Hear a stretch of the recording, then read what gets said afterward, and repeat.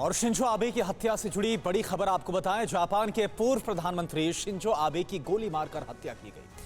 आबे को पूर्व सैनिक ने सरेआम गोली मारी है। एक जनसभा के दौरान गोली लगने के बाद हार्ट अटैक हुआ। 6 घंटे बाद अस्पताल में निधन हो गया शिंजो आबे का। भारतीय समय के मुताबिक सुबह करीब 7:30 बजे शिंजो आबे को गोली मारी गई। जापान के नारा शहर में चुनाव प्रचार कर रहे थे शिंजो आबे। उच्च सदन के लिए चुनाव को लेकर यह प्रचार था और इसी दौरान यह घटना सामने आई।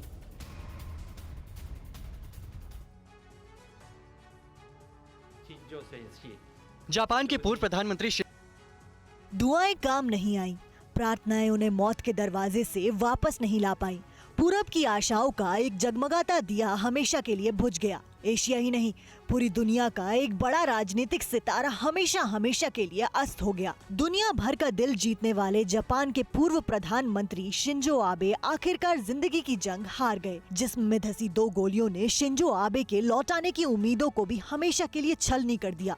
उन 2 गोलियों ने ऐसे ग्लोबल लीडर को जापान के लोगों से ही नहीं, पूरी दुनिया से हमेशा के लिए छीन लिया, जिनका राजनीतिक अंदाज और सियासत का तरीका काफी अलग था।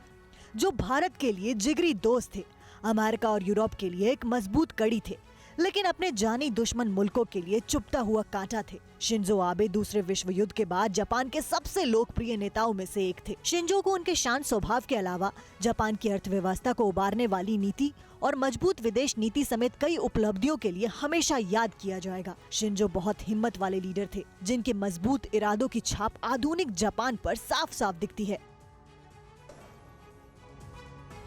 और शिंजो आबे के निधन पर पीएम मोदी ने दुख जताया है। दोस्त के निधन से दुखी हूं, पीएम ने कहा है। पीएम मोदी ने शिंजो आबे के साथ तस्वीर भी शेयर की। कहा, भारत जापान के मजबूत रिश्तों को लेकर शिंजो आबे प्रतिबद्ध थे। शिंजो आबे के निधन पर भारत में 9 जुलाई यानी कल एक दिन का राष्ट्रीय शोक मनाया जाएगा।